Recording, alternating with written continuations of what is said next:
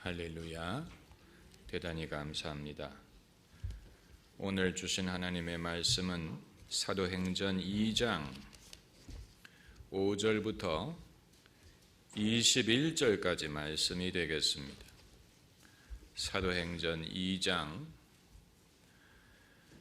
5절부터 21절까지 말씀, 우리 한 목소리로 함께 읽겠습니다. 그때 경건한 유대인이 천하 각국으로부터 와서 예루살렘에 우거하더니 이 소리가 나매 큰 무리가 모여 각각 각기의 방언으로 제자들이 말하는 것을 듣고 소동하여 다 놀라 기이 여겨 이르되, 보라, 이 말하는 사람이 다 갈릴리 사람이 아니냐? 우리가 우리 각 사람의 난 곳 방언으로 듣게 되는 것이 어찌미니요? 우리는 바데인과 메데인과 엘림인과 또 메소포타미아, 유대와 가바도기아, 본도와 아시아, 부르기아와 밤빌리아, 애굽과 및 구레네에 가까운 리비아 여러 지방에 사는 사람들과 로마로부터 온 나그네 곧 유대인과 유대교에 들어온 사람들과 그레데인과 아라비아인들이라. 우리가 다 우리의 각 방언으로 하나님의 큰 일을 말함을 듣는도다 하고 다 놀라며 의혹하여 서로 가로되 이 어찐 일이냐 하며, 또 어떤 이들은 조롱하여 가로되 저희가 새 술이 취하였다 하더라. 베드로가 11 사도와 같이 서서 소리를 높여 가로되 유대인들과 예루살렘에 사는 모든 사람들아, 이 일을 너희로 알게 할 것이니 내 말에 귀를 기울이라. 때가 새 삼신이 너희 생각과 같이 이 사람들이 취한 것이 아니라 이는 곧 선지자 요엘로 말씀하신 것이니 일러스되, 영으로 모든 육체에게 너희의 젊은이들은 환상을 보고 너희의 늙은이들은 꿈을 꾸리라. 그때 내가 내 영으로 내 남종과 여종들에게 부어주리니 저희가 예언할 것이요, 또 내가 위로 하늘에서는 기사와 아래로 땅에서는 징조를 베풀리니 곧 피와 불과 연기로다. 주의 크고 영화로운 날이 이르기 전에 해가 변하여 어두워지고 달이 변하여 피가 되리라. 누구든지 주의 이름을 부르는 자는 구원을 얻으리라 하였느니라. 아멘. 윌리엄 제임스라는 사람이 다양한 종교적 체험이라는 책을 썼습니다. 이 책은 모든 종교학 수업 시간에 읽는 책 중에 하나입니다. 저는 그 책을 읽지는 않았습니다. 왜냐하면 뭐라고 말할지 빤했기 때문이고, 그것이 저의 신앙에 도움이 되지 않으리라고 생각을 했기 때문입니다. 그럼에도 불구하고 윌리엄 제임스는 진지한 학자였고, 그의 주장하는 바에 대하여 기독교인들이 영특하게 답변을 해야 될 필요가 있습니다. 인터넷 백과사전에 의하면 그 책에서 윌리엄 제임스는 인간의 신앙적인 체험과 인간의 정신 상태를 긴밀히 연관시켜서 설명을 했다고 합니다. 그래서 예컨대 퀘이커 교단의 시조인 조지 폭스라는 사람은 정신분열증 환자였다고 말을 한다고 했습니다. 그 책에서. 또 윌리엄 제임스는 무신론자에 대해서도 그들의 정신 상태와 그들의 주장하는 것을 연관시켜서 말을 했는데, 하나님이 없다고 생각하는 사람들은 간이 안 좋기 때문이다, 이런 말을 했다고 합니다. 믿거나 말거나 간이 안 좋은 사람들은 신이 없다고 생각을 한다는 얘기예요. 한 가지는 분명합니다. 우리가 영적인 경험이라고 생각하는 모든 것이 다 하나님으로 말미암는 것은 아니라는 사실. 그것은 오늘 본문에서 벌어지는 논쟁에서도 볼 수가 있습니다. 오늘 본문에 오순절 성령이 강림하셔서 120명의 성도들이 성령이 말하게 하심을 따라 다 다른 방언으로 말하기를 시작했다라고 했습니다. 그 현상을 목격한 사람들이 이것이 다 하나님으로부터 말미암는 것이 아니고 이들이 술 취했기 때문이다라고 주장하는 사람들이 있었다는 것입니다. 물론 이들이 믿지 않고 알지 못했기 때문에 이런 주장을 편 것이지만 실제로 인간의 비정상적인 행위 중에는 하나님으로 말미암은 것이 아니고 술이 취해서 사람이 맛이 가서 그런 경험을 하는 경우도 있다는 얘기입니다. 우리가 이 사실을 알고 분별할 수 있어야 됩니다. 번쩍이는 것이 다 황금이 아니라고 했습니다. 그러므로 성령의 능력이라고 주장하는 것 중에 성령과는 아무 상관이 없는 인간의 속임수라든가 암시라든가 최면에 의한 것이 있고 심지어 사람의 정신이 온전치 않기 때문에 벌어지는 일도 있습니다.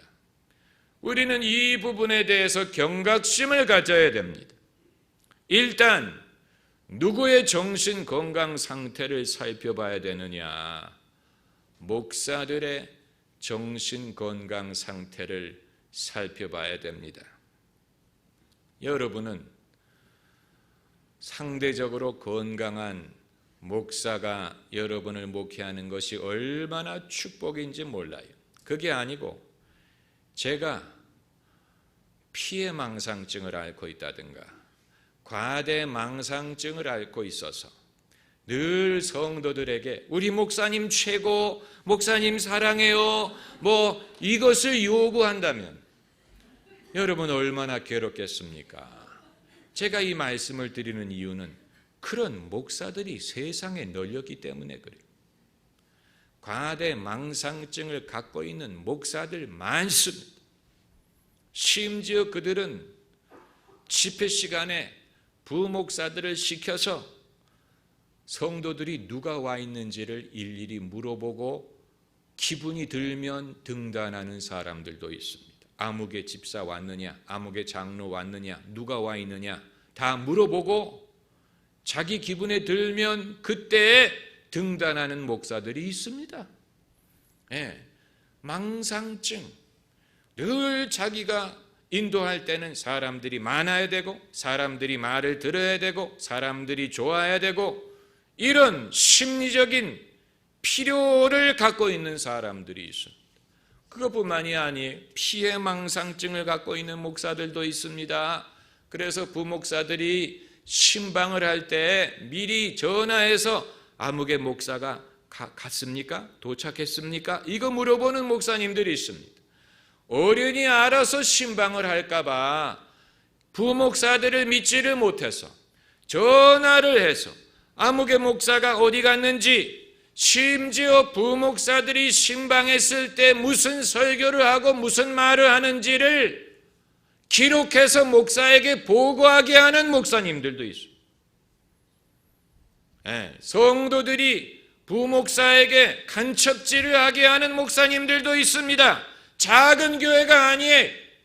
대형 교회, 유명한 교회, 이미 대단한 성과를 거둔 분들인데 그럼에도 늘 피해를 입을까 망상증이 있어서 성도들이 목사님들이 집에 신방 갈 때 무슨 설교하고 혹시라도 담임 목사에 대해서 불경죄를 범하지 않는가를 보고하게 하는 교회들도 있습니다. 여러분, 북한에만 김정은이 있는 것이 아니에요. 우리가 그 사실을 알아야 됩니다. 여러분이 그런 목사들에게 속아서 일평생 헌금을 갖다 바치고 충성과 또 이 사랑을 바쳤다고 상상을 해보세요. 물론 하나님께 믿음으로 하는 것이라면 하나님이 받으시지만 그래도 정신이 온전치 못한 사람에게 속아서 신앙생활을 하면 얼마나 억울하겠습니까? 여러분, 목회자 중에는 입만 열면 금욕주의를 외치고 입만 열면 음란죄, 바람 피우는 거 이런 거 말하는 목사님들이 있지요. 그건 뭘 보여주는지 아십니까? 그 목사님이 성에 대한 집착을 버리지 못한다는 것을 보여주는 것입니다. 그렇기 때문에 입만 열면 금욕주의, 입만 열면 성적인 죄를 말하는 것은 마치 거식증 환자가 24시간 뭐를 생각합니까? 음식에 대해서 생각합니다. 다만 그것이 거식증이라는 병적인 현상으로 나타나는 것처럼 목회자들 중에는 늘 성에 대한 집착을 벗지를 못하기 때문에 그것이 역설적으로 나오는, 입만 열면 그런 죄에 대해서 경고를 하고 그런 데에 대해서 말한다는 말은 늘 생각이 거기에 가 있다는 얘기. 얼마나 모순적입니까?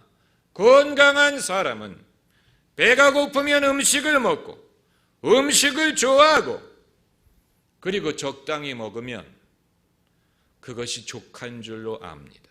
그게 건강한 사람이. 성에 대해서도 마찬가지죠.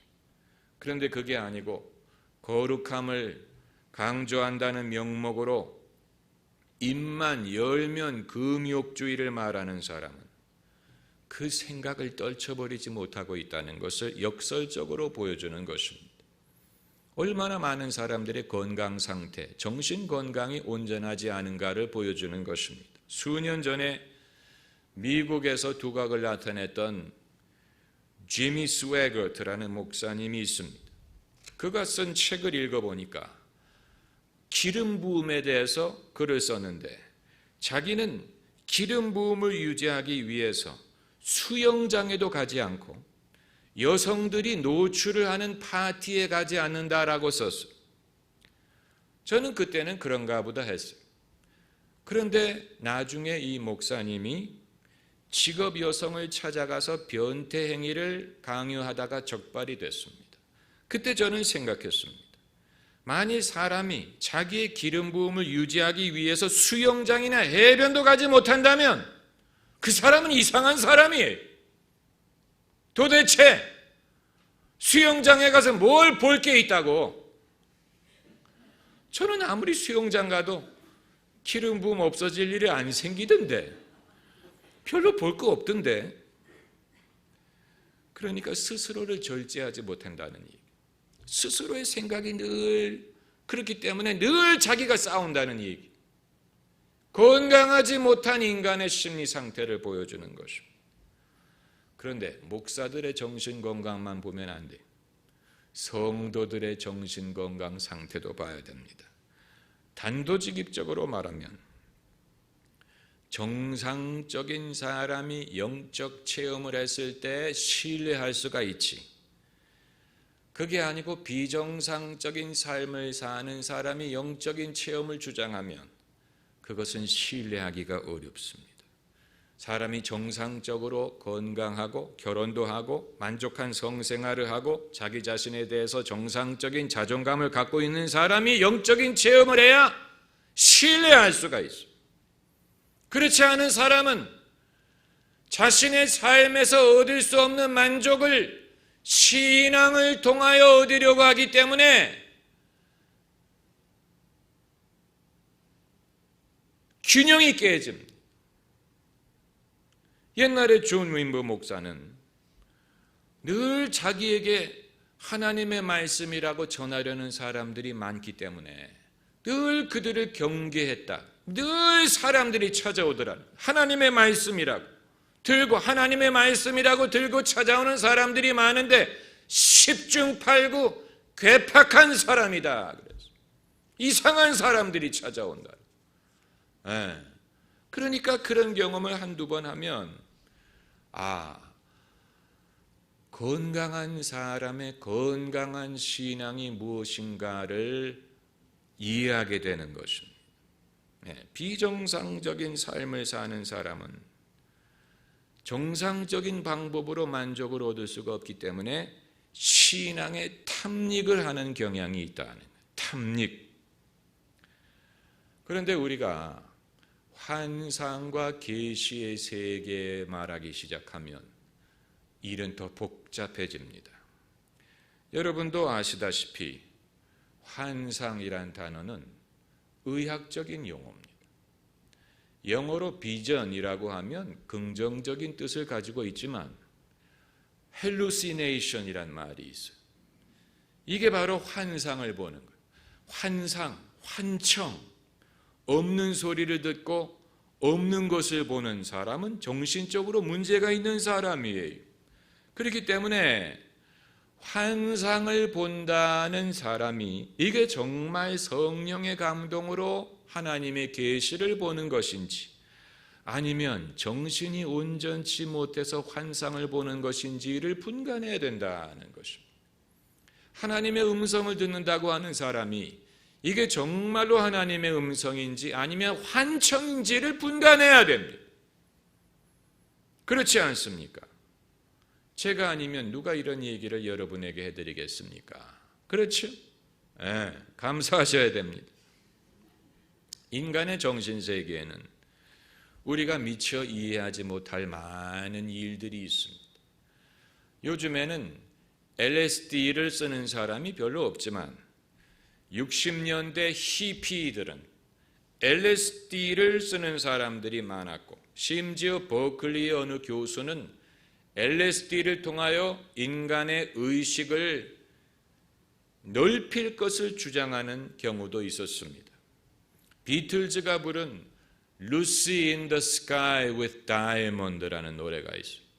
그 제목의 약자를 따면 Lucy in the Sky with Diamond, LSD의 약자다 이런 주장을 하는 사람들도 있었는데 LSD는 자연에서 자라는 약이 아니고 실험실에서 화학적으로 만드는 약입니다. 이 약을 복용하면 소위 트립이라고 여행을 하게 되는데 사람의 영혼이 우주를 지나는 것과 같은 여행을 한다고 합니다. 그래서 짐승이 말을 걸고 곤충이 말을 하고 벽이 인격체가 돼서 나에게 말을 하고 우주가 변하는 것과 같은 경험을 한다. LSD. 그런데 영적인 체험과 LSD가 유도하는 정신적인 환상이 어떻게 다르냐? 이것은 굉장히 중요한 문제고 여기에 대해서 권위적으로 말할 수 있는 사람이 별로 없습니다. 저도 섣부른 대답을 드리고 싶지 않습니다만은 라니 프리스비라는 미국의 유명한 부흥사가 있었습니다. 그는 미국의 지저스 운동의 선구자적인 역할을 했던 아주 은사가 많은 기름 부음이 많은 이 부흥사입니다. 그를 통하여 캘버리 채플이 발달했고 비니아드 운동이 사실은 그로부터 시작했습니다. 그런데 원래 이 사람이 처음 예수를 믿을 때 어떻게 예수를 믿었느냐? 그는 히피였어요. 그래서 친구들과 같이 산에 올라가서 LSD를 나눠 먹고 그리고 성경책을 펴고 기도를 했다 그랬어요. LSD를 먹고 기도를 했어요. 그랬는데 갑자기 골짜기에 가득한 젊은이들의 영혼을 하나님이 보여주시고 그들에게 예수님의 사랑을 증거하라는 사명을 받았어요. 그러니까 우리가 이것을 어떻게 해석하느냐 하는, 이게 정말 하나님이 주신 환상이냐 아니면 하필이면 LSD를 먹은 다음에 이런 환상을 보았느냐. 아무튼 여러분, 이것은 하나님의 은혜가 개입했기 때문에 선한 결과를 낸 것이지, 그러지 않고 LSD를 함부로 사용하다가 마귀에게 미혹당한 사람들이 얼마나 많은지 모릅니다.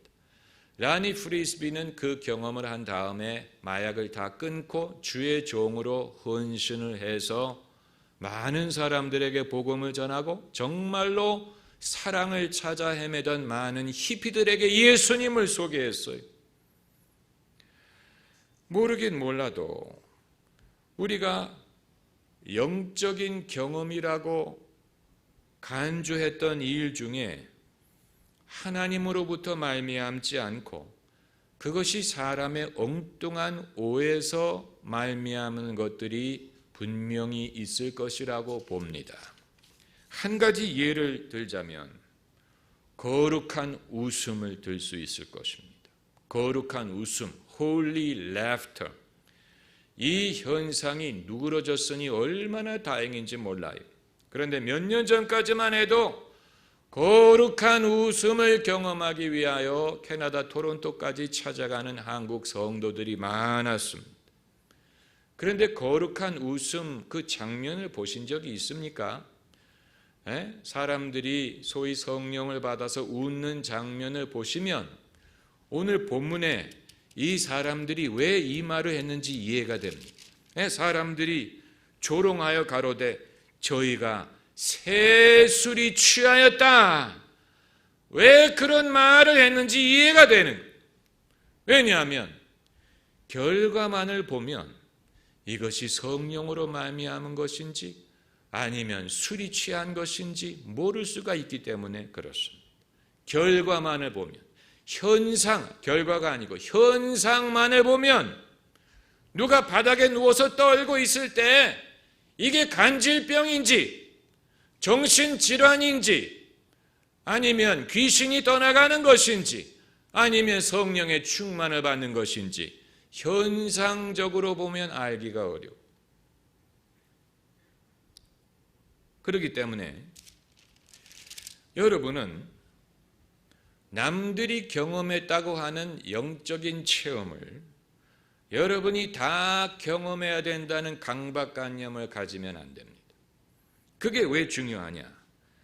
남들이 다 하는 것 같은데 여러분만 못할 때에는 이유가 있어요.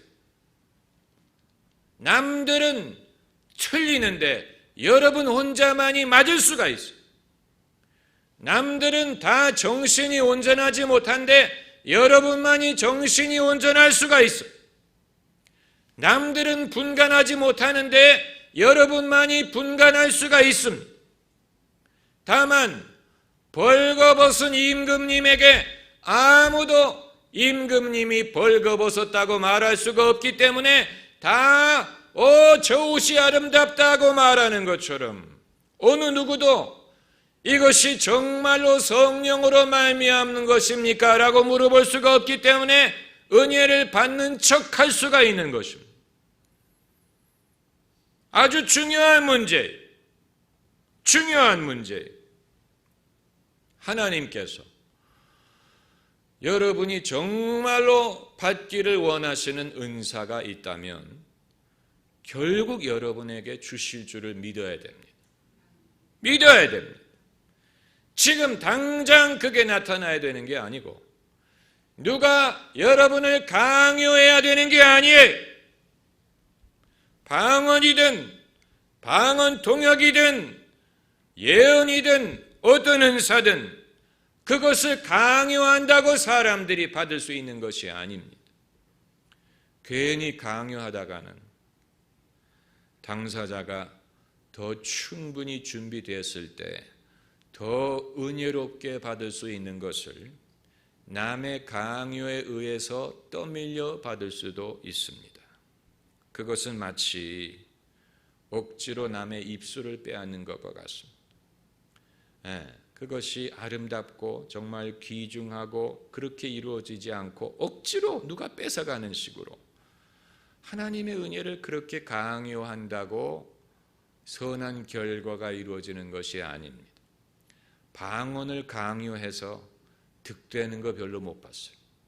그게 자연스럽게 터져야지 본인에게도 유익이 되지 안 되는 사람한테 억지로 두들기면서 한 사람은 머리를 두들기고 한 사람은 등을 두들기고 한 사람은 볼따기를 때리고 한 사람은 그 옆에서 라라라라라라라 하고 그렇게 해가지고 방언해라 이래가지고 억지로 하는 것과 그게 아니고 성령의 감동에 의해서 누가 나에게 기도해 주는 것도 아닌데 성령의 감동이 내게 임해서 내가 아름답게 자연스럽게 방언을 하는 것과 어느 것이 낫습니까? 기왕에 받아야 되는 은사라면 어떻게 받는 것이 좋겠습니까? 그렇기 때문에 우리는 베드로 같은 주의 종이 필요한, 베드로가 이 상황에서 사람들 앞에 일어나 지금 일어나고 있는 영적인 현상이 하나님으로부터 말미암은 것이며 그 성경적인 근거가 무엇인지를 분명하게 말해줄 수가 있었던 것입니다. 베드로가 일어나서 이 14절을 보면 베드로가 11사도와 같이 서서 소리를 높여 가로되 12명이 일어나서 동시에 소리를 높였다는 얘기인데 그러나 베드로의 말만 기록이 됐습니다. 유대인들과 예루살렘에 사는 모든 사람들아 이 일을 너희로 알게 할 것이니 내 말에 귀를 기울이라. 오늘날 우리에게 필요한 사람은 세상 사람들은 이런 식으로 말하면 독선적이다, 자신만만하다 이런 식으로 욕을 할지 모르지만 영적인 일에 있어서는 분명한 권위 있는 말씀을 해줄 사람이 필요합니다. 그래서 그가 말하기를 내가 이 일을 너희로 알게 할 것이니 내 말에 귀를 기울이라. 내 말에 귀를 기울이라는 말은 건방진 말이 아니에요. 이런 식으로 말을 해줄 수 있는 사람이 없는 것이 문제지. 이런 사람이 있다면 그건 축복인 것입니다. 이런 사람이 없다면 세상에 영적인 혼동이 세상을 지배할 것입니다. 영적인 혼동이 난무할 것입니다. 어느 누구도 올바른 하나님의 진리에 대해서 말해줄 사람을 찾지 못할 것입니다. 기독교 신앙의 차별성이 여기에 있습니다.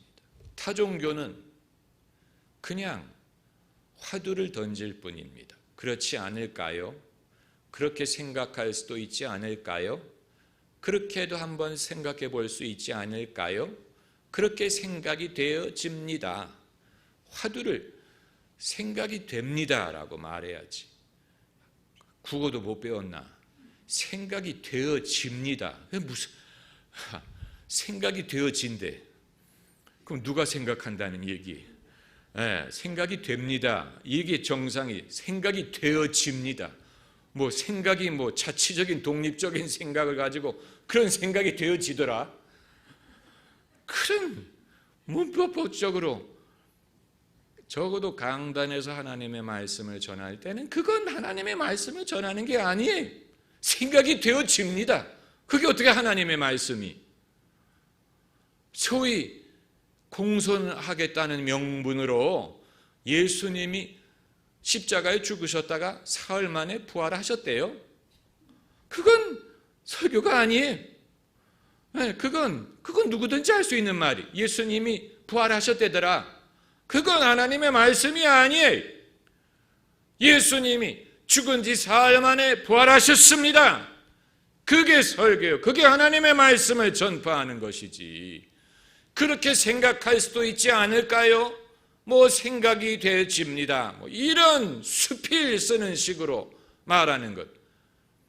하나님 나라는 말에 있지 않고 능력에 있다고 했고, 하나님의 말씀은 구약 성경의 선지자를 구별짓는 문구는 Thus saith the Lord.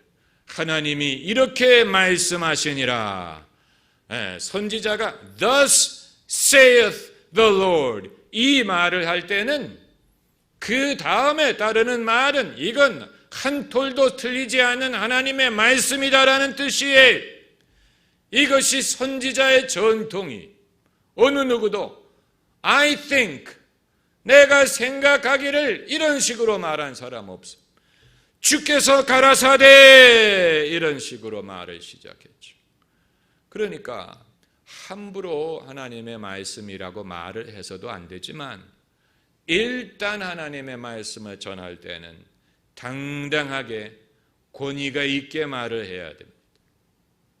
그래서 베드로가 말하기를 내 말에 귀를 기울이라. 그러면서 말하기를 때가 제3신이 너희 생각과 같이 이 사람들이 취한 것이 아니라, 오늘날 장로교인들 같으면 우리 독실한 성도들이 술을 마시다니요? 천만의 말씀 이렇게 대답했을 텐데, 베드로는 아직 오전 9시인데 누가 취하겠습니까? 그 말은 다른 시간에는 취해도 된다는 얘기를 하는 것 같아요. 그렇잖아요. 오전 9시인데 이들이 취할 리가 없습니다. 그리고 이제 그가 말하기를 이는 곧 선지자 요엘로 말씀하신 것이니 일러스되 하나님이 가라사대 말세 내가 내 영으로 모든 육체에게 부어주리니 너희의 자녀들은 예언할 것이요 너희의 젊은이들은 환상을 보고 너희의 늙은이들은 꿈을 꾸리라.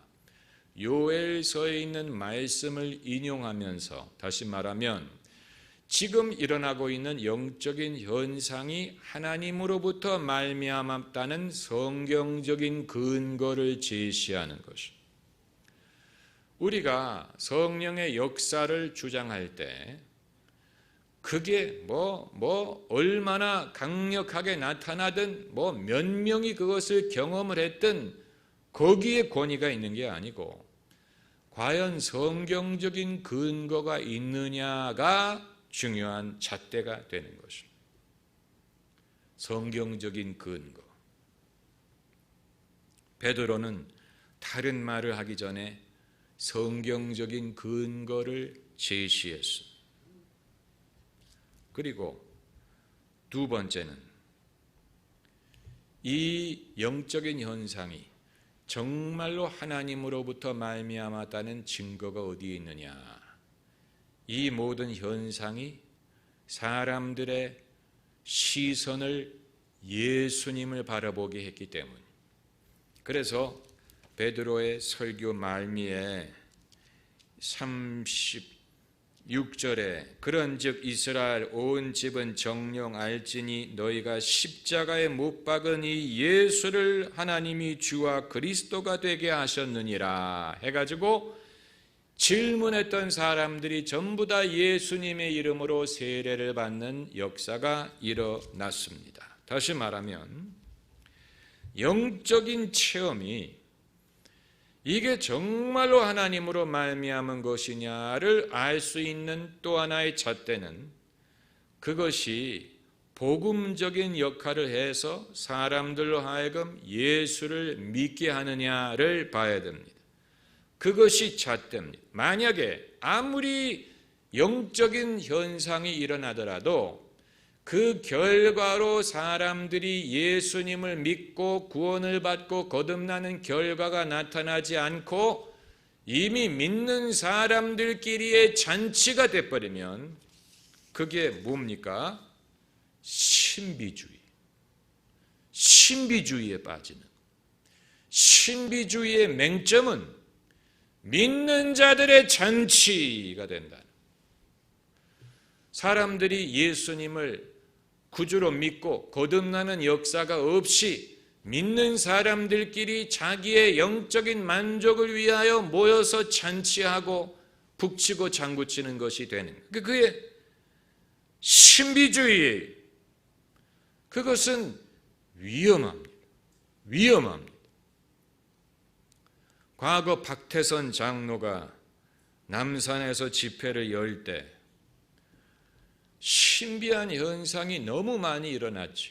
그래서 하늘에서 이슬비가 내린다고 주장을 하고 향내가 난다 주장을 하고 별의별 신비한 현상이 일어났는데 이것이 믿는 사람들끼리의 잔치가 되면서 이단으로 빠지기 시작한 것입니다. 그게 지금의 전도관이. 여러분, 좋은 것도 적당히 있어야지 좋은 것이 너무 많으면 그건 이상한 것입니다. 여러분이 잘 분별해서 들으셔야 됩니다. 좋은 것이 너무 많으면 이상한 것입니다. 여러분이 그게 당장은 납득이 되지 않더라도 시간이 지나면 납득이 될 것입니다. 하나님의 성품은 당신의 능력을 과시하지 않습니다. 성령은 당신의 지식이나 능력을 과시하지 않고 사람이 예수 그리스도를 믿기에 필요한 만큼만 표적을 보여주십니다. 믿기에 필요한 만큼, 믿음에 충분한 양만을 보여줍니다. 그 이상 과시하지 않습니다. 그 이상을 과시하기를 요구하는 것은 인간의 신앙적인 탐욕이, 거기에서 영적인 실수가 비롯되는 것입니다. 하지만 오늘 본문의 이 사람들은 복이 참 많아요. 왜냐하면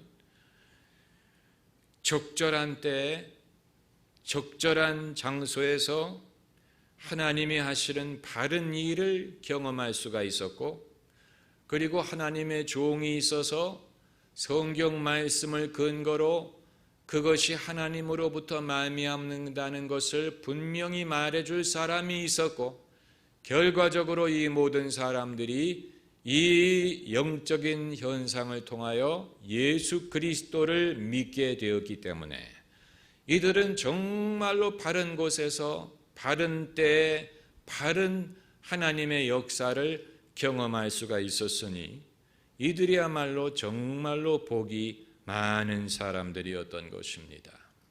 할렐루야. 기도하십시다.